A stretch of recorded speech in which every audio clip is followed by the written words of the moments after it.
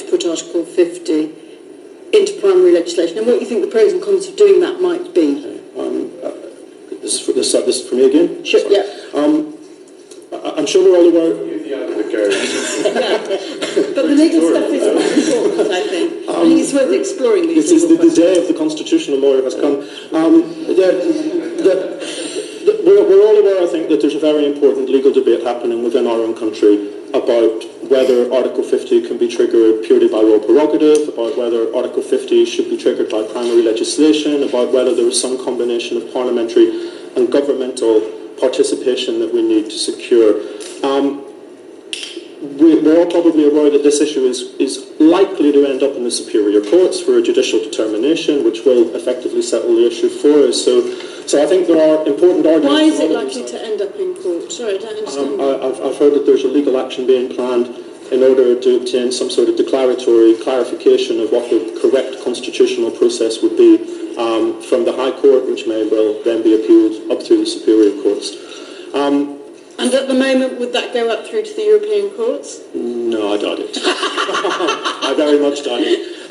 But I think there's two. I mean, for me, there's two factors which suggest that almost as a matter of good constitutional politics and practice, regardless of what the courts finally tell us the legal obligations are, there's two factors which really speak in favour of strong parliamentary affirmation of the Article 50 process rather than purely governmental affirmation. And the first factor is that this Parliament is the sovereign lawmaking authority for our country, and we are a representative democracy. This was not a legally binding referendum. The referendum result is not binding on this sovereign Parliament. And I think many people are looking to Parliament to exercise its entirely proper constitutional responsibility to make a political judgment about the most important decision that this country faces for a very long time. And in a way, it doesn't actually matter. Constitutionally, it doesn't matter what this Parliament decides. Do we leave? Do we stay? Do we seek alternative arrangements? Do we join the EEA, a second referendum? In a way, the outcome constitutionally is less important than the fact that this Parliament makes a political judgment about the outcome.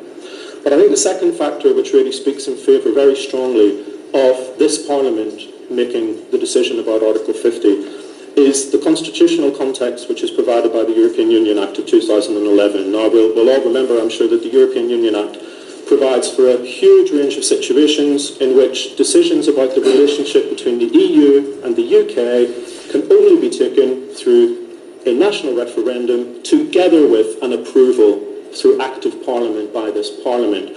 Some of those decisions are quite important: a common European defence, joining the single currency, abandoning border controls. Some of them are incredibly technical and minute. It covers, for example, changing the Council voting rules on deciding which military products are exempt from the single market rules. We would need a national referendum and an act of Parliament to approve that change in EU law. Now, bizarrely, the question of leaving the EU was left out of the European Union Act, so technically there's no obligation to have either a referendum or an act of Parliament to leave the EU under this particular legislation. But I think most constitutional observers would regard it as bizarre, if not altogether perverse, if those types of questions require a national referendum combined with an act of Parliament in order for them to have legal effect, that the most important decision of the lot, leaving the EU, does not require the participation of this Parliament. I think that would be a very peculiar situation in which to find ourselves constitutionally. Thank you very much.